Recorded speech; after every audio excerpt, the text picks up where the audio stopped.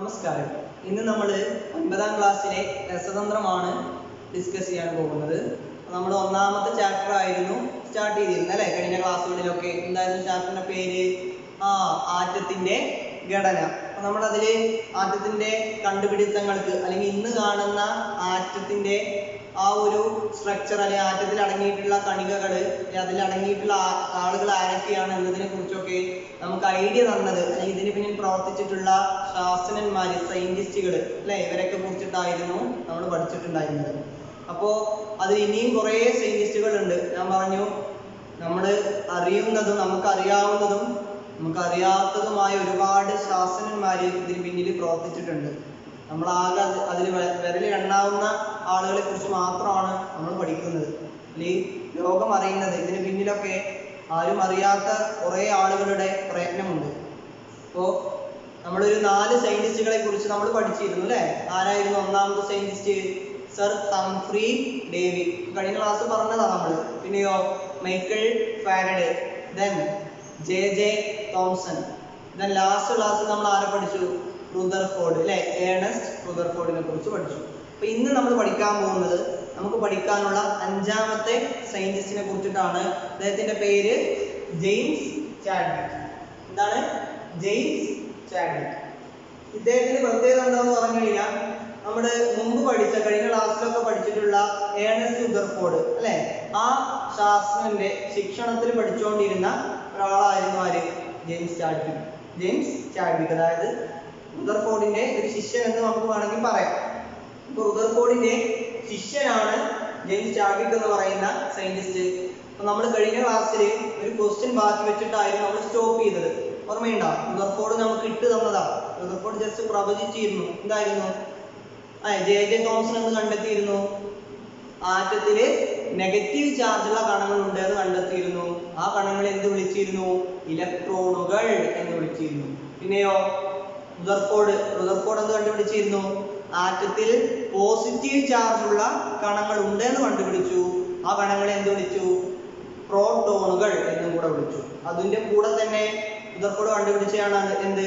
ആറ്റത്തില് positive ചാർജുള്ള കേന്ദ്രീകരിച്ചിട്ടുള്ള ഒരു ചെറിയ ഭാഗമുണ്ട്. ആ ഭാഗത്തെ എന്ത് വിളിക്കുന്നു? ന്യൂക്ലിയസ് എന്ന് കൂടെ അദ്ദേഹം വിളിച്ചു. ായില്ലേ? അപ്പൊ അദ്ദേഹത്തിന്റെ ലാസ്റ്റ് നമുക്ക് പറഞ്ഞു തന്നതാ, ആറ്റത്തിൽ പോസിറ്റീവ് ചാർജ് ഉള്ള കണുണ്ട്, നെഗറ്റീവ് ചാർജ് ഉള്ള കണുണ്ട്. അപ്പൊ പിന്നെ എന്തുണ്ടായിക്കൂടാ? ഒരു ചാർജ് ഇല്ലാത്ത കണങ്ങളും ഉണ്ടായിക്കൂടെ എന്ന് അദ്ദേഹം പ്രവചിച്ചു. അതായത് ചാർജ് ഇല്ലാത്ത കണങ്ങളും എന്ത് ചെയ്യാം? നമ്മുടെ ആറ്റത്തിനകത്ത് അല്ലെങ്കിൽ ന്യൂക്ലിയസിനകത്ത് കാണപ്പെടാം എന്ന് അദ്ദേഹം പ്രവചിച്ചിട്ടാണ് അദ്ദേഹത്തിന്റെ പരീക്ഷണം അദ്ദേഹം നിർത്തിയത്. അപ്പൊ അദ്ദേഹം നിർത്തി വെച്ച സ്ഥലത്ത് നിന്ന് അദ്ദേഹത്തിന്റെ ശിഷ്യൻ തുടങ്ങുകയാണ്. ആരാണ്? James Chadwick. അദ്ദേഹം എന്ത് കണ്ടെത്തി? നോക്കിക്കേ, ആറ്റത്തിൽ അല്ലെങ്കിൽ ആറ്റത്തിന്റെ ന്യൂക്ലിയസിൽ ചാർജ് ഇല്ലാത്ത കണങ്ങൾ ഉണ്ട് എന്ന് അദ്ദേഹം കണ്ടെത്തി. ആ കണങ്ങളെ എന്ത് വിളിച്ചു? ന്യൂട്രോണുകൾ എന്ന് വിളിച്ചു. ഓക്കെ, അപ്പൊ എന്താണ്? റുദർഫോർഡ് ഓൾറെഡി പറഞ്ഞു നിർത്തിയതാണ്, ആറ്റത്തിൽ എന്തുണ്ടാകാം? ചാർജ് ഇല്ലാത്ത കണങ്ങൾ ഉണ്ടാകാം. അദ്ദേഹത്തിന് ശിഷ്യൻ എന്ത് കണ്ടുപിടിച്ചു? നല്ലൊരു ശിഷ്യനാ അല്ലെ? എന്ത് കണ്ടുപിടിച്ചു? ആറ്റത്തിന്റെ ന്യൂക്ലിയസിൽ ചാർജ് ഇല്ലാത്ത കണങ്ങളെ അദ്ദേഹം കണ്ടെത്തി. ആ കണങ്ങളെ എന്ത് വിളിച്ചു അദ്ദേഹം? ന്യൂട്രോൺസ് എന്ന് വിളിച്ചു. അപ്പൊ പുതിയ ആളുകൂടെ വന്നു, ന്യൂട്രോൺ. അപ്പൊ എന്തായി? ഇലക്ട്രോണായി, പ്രോട്ടോണായി, ന്യൂക്ലിയസ് ആയി, നാലാമത് എന്തുമായി? ചാർജ് ഇല്ലാത്ത കുറച്ച് കണങ്ങളായി. കണങ്ങളാണ് എന്ത്? ന്യൂട്രോണുകൾ. എന്താ ന്യൂട്രോണുകൾ? ആറ്റത്തിന്റെ ന്യൂക്ലിയസിൽ ചാർജ് ഇല്ലാത്ത കണങ്ങളുണ്ട്. ആ കണങ്ങളെയാണ് എന്ത് വിളിക്കുന്നത്? ന്യൂട്രോണുകൾ എന്ന് വിളിക്കുന്നത്. ഓക്കെ, ആ ന്യൂട്രോണുകൾ ആരാ കണ്ടുപിടിച്ചേ? James Chadwick. സയൻസിന്റെ പേര് ഓർത്തു വെക്കുക, ജെയിംസ് ചാഡ്വിക് എന്ന് പറയുന്ന ശാസ്ത്രജ്ഞനാണ്. ക്ലിയറായില്ലേ? ഇനി അദ്ദേഹം ന്യൂട്രോണിനെ കുറിച്ച് ചെറിയൊരു കാര്യം കൂടെ നമുക്ക് പറഞ്ഞു തന്നു. എന്തായിരുന്നു? ഈ ന്യൂട്രോണിന്റെ മാസ് എന്ന് പറയുന്നത് പ്രോട്ടോണിന്റെ മാസിന് ഏകദേശം തുല്യമാണ് എന്നും കൂടെ അദ്ദേഹം പറഞ്ഞു തന്നു. ഓക്കെ, ന്യൂട്രോണിനെ കുറിച്ച് ചെറിയൊരു കാര്യം കൂടെ പറഞ്ഞു. ന്യൂട്രോണിന്റെ മാസ് എന്ന് പറയുന്നത് പ്രോട്ടോണിന്റെ മാസിനോട് തുല്യമാണ്, ഏകദേശം തുല്യമാണ്. ചെറിയൊരു വ്യത്യാസമൊക്കെ ഉണ്ട്. നമുക്ക് പറയുമ്പോൾ എങ്ങനെ പറയാം? ന്യൂട്രോണിന്റെ മാസ് പ്രോട്ടോണിന്റെ മാസിനോട് തുല്യമാണ് എന്ന് നമുക്ക് പറയാം. ഇതും അദ്ദേഹം കണ്ടെത്തിയത്. അങ്ങനെ ഈ 2 കാര്യമാണ് ജെയിംസ് ചാഡ്വിക് എന്ന് പറയുന്ന സയന്റിസ്റ്റ് നമുക്ക് തന്നത്. എന്താണ്? ആദ്യം എന്ത് കണ്ടെത്തി? ന്യൂട്രോണിനെ കണ്ടെത്തി അല്ലെ. എന്താ ന്യൂട്രോൺ? ചാർജ് ഇല്ലാത്ത കണങ്ങൾ അല്ലെ. ആറ്റത്തിന്റെ ന്യൂക്ലിയസിൽ ചാർജ് ഇല്ലാത്ത കണം ഉണ്ട് എന്ന് കണ്ടെത്തി. ആ കണങ്ങൾ എന്ത് വിളിച്ചു? ന്യൂട്രോൺ എന്ന് വിളിച്ചു. ഇനി ആ ന്യൂട്രോണിന്റെ മാസ് എങ്ങനെയാ? പ്രോട്ടോണിന്റെ മാസിനോട് തുല്യമാണ്. ഓക്കെ അല്ലേ? ഇതാണ് ജെയിംസ് ചാഡ്വിക്കിനെ കുറിച്ച് നമുക്ക് അറിയേണ്ട കാര്യം. അടുത്തതായിട്ട് നമ്മൾ പഠിക്കാൻ പോകുന്നത്, അപ്പൊ നമ്മൾ ഒരു ആറ്റത്തിൽ എന്തൊക്കെയുണ്ട് എന്ന് പല സയന്റിസ്റ്റുമാരും കണ്ടുപിടിച്ചു അല്ലെ. മെയിൻ ആയിട്ട് എന്തൊക്കെയായിരുന്നു? ആദ്യം ഇലക്ട്രോൺ കണ്ടുപിടിച്ചു, ദെൻ പ്രോട്ടോൺ കണ്ടുപിടിച്ചു, അതിനിടക്ക് ന്യൂക്ലിയസും കൂടെ വന്നു, ദെൻ മെയിൻ ആയിട്ട് ന്യൂട്രോൺ അല്ലെ. ഇങ്ങനെ 3 കണങ്ങൾ ഉണ്ട് എന്ന് കണ്ടുപിടിച്ചു. അപ്പൊ ഇതിനൊക്കെ കുറിച്ച് നമ്മൾ ഓൾറെഡി ഇപ്പൊ പഠിച്ചു കഴിഞ്ഞു. ഇനി ഇതൊക്കെ എങ്ങനെയാണ് ഇവർ തമ്മിൽ വ്യത്യാസപ്പെട്ടിരിക്കുന്നത് എന്നുള്ളതാണ് ഇനി നമ്മൾ നോക്കാൻ പോകുന്നത്. അതായത് ഒരു ടേബിൾ രൂപത്തിൽ നമ്മൾ ഇവരെ കുറിച്ച് പഠിക്കാൻ പോവാണ്. അപ്പൊ ഇതിന്റെയൊക്കെ ആൻസർ നിങ്ങൾ പറഞ്ഞു തരണം. അതിനർത്ഥം നിങ്ങൾക്ക് മനസ്സിലായി എന്നുള്ളതാണ് കേട്ടോ. അപ്പൊ ഞാൻ ഇങ്ങനെ ചോദിക്കാം, നിങ്ങൾക്ക് പറയാൻ കിട്ടുന്നുണ്ടോ ഇല്ലയോ എന്ന് നോക്കുക. അങ്ങനെ നമുക്ക് ഈ ടേബിൾ അങ്ങോട്ട് കംപ്ലീറ്റ് ചെയ്യാം. ഓക്കെ. അപ്പൊ ഞാനിവിടെ 3 പ്രധാനപ്പെട്ട ഒരു ആറ്റത്തിലെ കണികകൾ എഴുതി വെച്ചിട്ടുണ്ട്. ഏതൊക്കെയാ? ഇലക്ട്രോൺ, പ്രോട്ടോൺ, ന്യൂട്രോൺ അല്ലെ. ഇങ്ങനെ 3 കണങ്ങൾ നമ്മൾ കണ്ടെത്തി. നമ്മളാ കണ്ടെത്തിയത്. ഇപ്പോ സയന്റിസ്റ്റുമാരൊക്കെ നമ്മൾ പറഞ്ഞു, നമ്മളും കണ്ടെത്തിയതിന്റെ കൂടെ തന്നെ അല്ലെ. ഇലക്ട്രോണ്, പ്രോട്ടോണ്, ന്യൂട്രോൺ, ഇങ്ങനെ 3 കണികകളെ, ആറ്റത്തിലെ കണികകളെ നമ്മളിപ്പോ കണ്ടെത്തി കഴിഞ്ഞു അല്ലെ. കഴിഞ്ഞ ക്ലാസ്സുകളിലൊക്കെ ആയിട്ട് നമ്മൾ പഠിച്ചു. അപ്പോ ഞാൻ ആദ്യം ചോദിക്കാൻ പോവാണ്, ഇലക്ട്രോൺ. ആരാണ് ഇലക്ട്രോൺ കണ്ടെത്തിയത്? പറഞ്ഞേ. ഇലക്ട്രോൺ ആരാ കണ്ടുപിടിച്ചേ? J Thomson. J Thomson. നമുക്ക് ആദ്യം കണ്ടെത്തിയ ആൾക്കാർ ആരാണെന്ന് ഞങ്ങൾ എഴുതി വെക്കാം. ഇലക്ട്രോൺ കണ്ടുപിടിച്ചത് ആരാ? J Thomson. ഇനി ആരാ പ്രോട്ടോൺ കണ്ടുപിടിച്ചേ? ആരാ? Ernest Rutherford. ഞാൻ ഫുൾ നെയിം എഴുതുന്നില്ല, ജസ്റ്റ് റുദർഫോർഡ് മാത്രം എഴുതുന്നുള്ളൂ കേട്ടോ. Ernest Rutherford. എഴുതാൻ കിട്ടുന്നില്ലേ? ഇനി ആരാ ഇപ്പൊ ന്യൂട്രോൺ കണ്ടുപിടിച്ചേ? നമ്മളിപ്പോ ലാസ്റ്റ് പഠിച്ചതാ. ന്യൂട്രോൺ ആരാ കണ്ടുപിടിച്ചേ? റുദർഫോർഡിന്റെ ശിഷ്യൻ ആരാ? James Chadwick.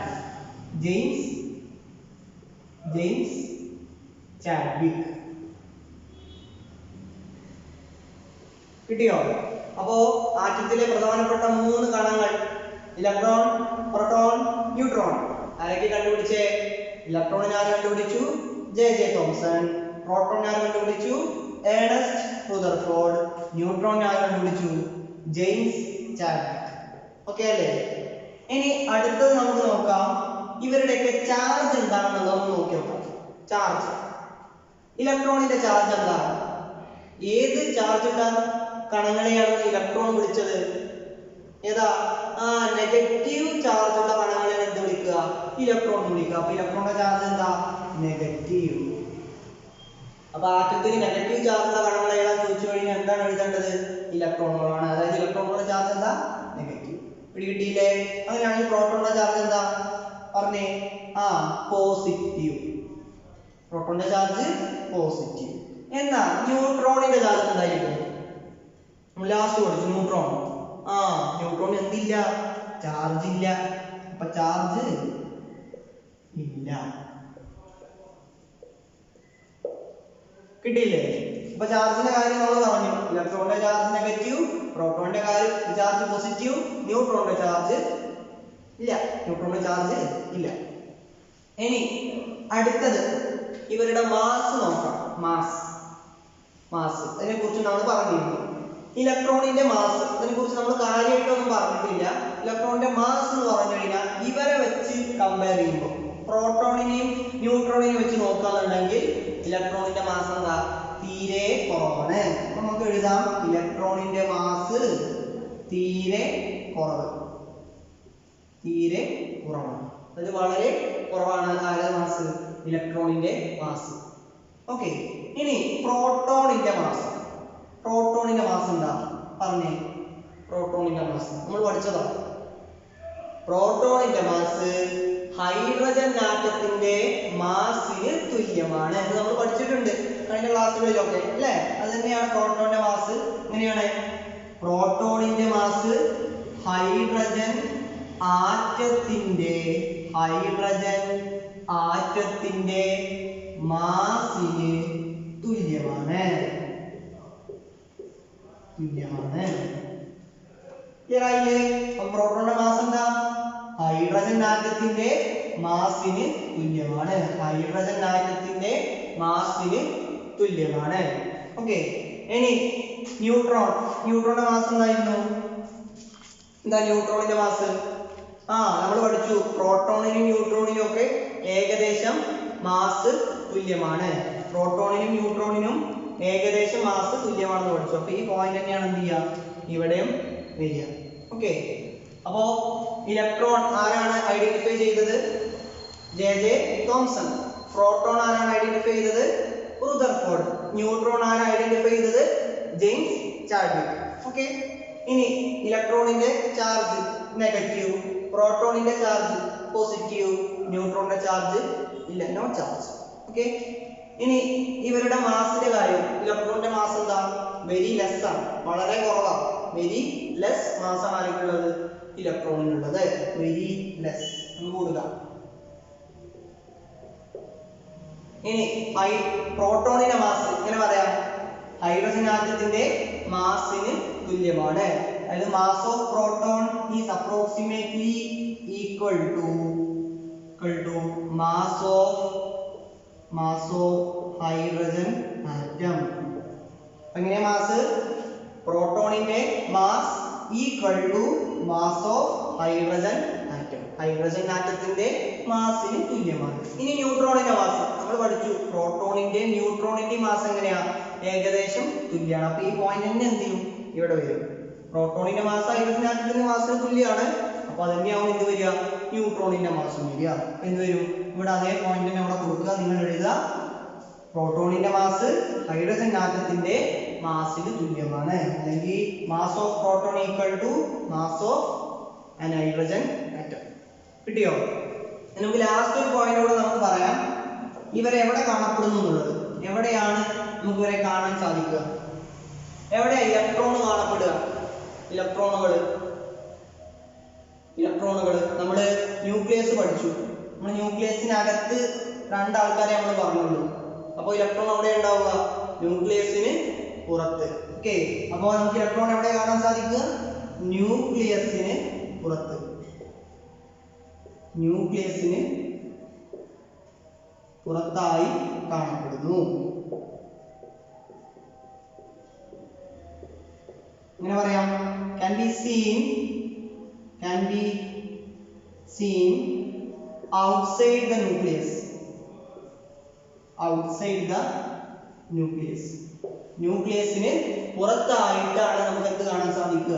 ഇലക്ട്രോണെ കാണാൻ സാധിക്കുക. അത് ന്യൂക്ലിയസിനകത്ത് ഒന്നും ഉണ്ടാവില്ല, ഇലക്ട്രോൺ ഉണ്ടാവില്ല. ദാറ്റ് മീൻസ് ന്യൂക്ലിയസിനകത്ത് ഒന്നും ഉണ്ടാവില്ല, നെഗറ്റീവ് ചാർജ് ഉണ്ടാവില്ല. ഓക്കെ.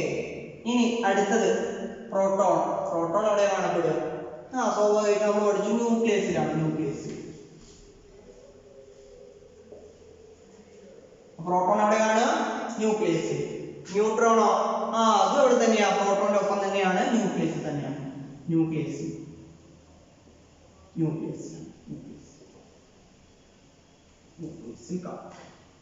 ഓക്കെ.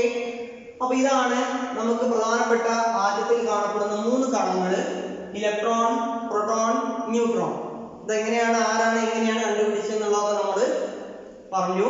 ആരാണ് കണ്ടുപിടിച്ചതെന്നൊക്കെ നമ്മൾ പറഞ്ഞു. അവരെ കുറിച്ച് നമുക്ക് അറിയേണ്ട കാര്യങ്ങൾ, ഇനി തൊട്ട് നമുക്ക് അറിയേണ്ട കാര്യങ്ങളാണ് ഇവിടെ ടാബുലേറ്റ് ചെയ്തിട്ടുള്ളത്.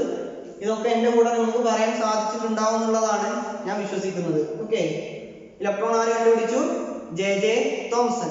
ന്യൂട്രോൺ ആര് കണ്ടുപിടിച്ചു? James Chadwick. പ്രോട്ടോൺ ആര് കണ്ടുപിടിച്ചു? Ernest Rutherford. ഇലക്ട്രോണിന്റെ ചാർജ് നെഗറ്റീവ്, പ്രോട്ടോണിന്റെ ചാർജ് പോസിറ്റീവ്, ന്യൂട്രോണിന്റെ ചാർജ് ഇല്ല. ഓക്കെ. ഇനി ഇലക്ട്രോണിന്റെ മാസ് തീരെ കുറവാണ്, വെരി ലെസ് മാസാണ് ആർക്കുള്ളത്? ഇലക്ട്രോൺ ഉള്ളത്. പ്രോട്ടോണിനോ? മാസ് ഹൈഡ്രജൻ ആറ്റത്തിന്റെ മാസിന് തുല്യമാണ്. that is mass of proton equal to mass of an hydrogen atom. okay, one hydrogen atom. then ന്യൂട്രോണിനോ? പ്രോട്ടോണിന്റെയും ന്യൂട്രോണിന്റെയും മാസ് എങ്ങനെയാ? സെയിം ആണെന്ന് നമ്മൾ പഠിച്ചിട്ടുണ്ട്. അതുകൊണ്ട് എന്ത് ചെയ്യാം, നമുക്ക് ആ ഹൈഡ്രജൻ ആറ്റത്തിന്റെ മാസ് തന്നെ ഇവിടെ എഴുതുക. ഏതാ പോയിന്റ് തന്നെ ഇങ്ങോട്ട് എഴുതുക. then ഇലക്ട്രോൺ എവിടെയാണ് കാണപ്പെടുക? Outside the nucleus. ന്യൂക്ലിയസിന് പുറത്തായിട്ടാണ് ഇലക്ട്രോൺ കാണുക. പ്രോട്ടോണോ? ന്യൂക്ലിയസിന് അകത്ത്. then ന്യൂട്രോണോ? ന്യൂക്ലിയസിനകത്ത്. ഓക്കെ, അപ്പോൾ ഈ ടേബിൾ നിങ്ങൾ നല്ലപോലെ പഠിച്ചു കഴിഞ്ഞാൽ ഈ 3 കണങ്ങളെ കുറിച്ചിട്ടുള്ള ഒരു ഐഡിയ നിങ്ങൾക്ക് കിട്ടും. ഓക്കെ അല്ലേ?